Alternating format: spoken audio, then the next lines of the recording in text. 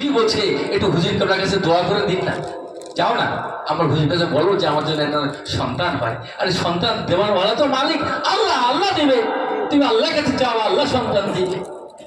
তো হুজুর বললেন যাও তোমার বিবিকে বলো তাহাজ্জুদ নামাজ পড়তে মুসাল্লার পাঠি বসে আল্লাহর কাছে দোয়া করেছে, আল্লাহ আমার একটা পুত্র সন্তান তুমি দান করে দাও। সুবহানাল্লাহ।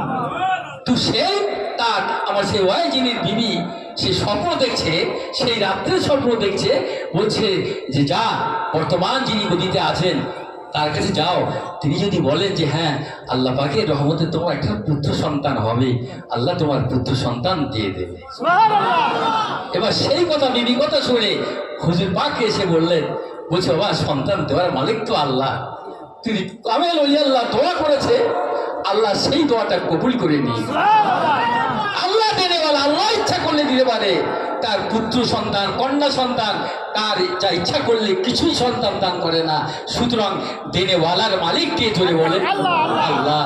কিন্তু আমাদের ওসিরা আমাদের দোয়া কবুল হতে পারে না হতে পারে, আল্লাহর ওলির দরবারে যে দোয়াটা হয় আল্লাহর দরবারে কবুল হয়ে যায়।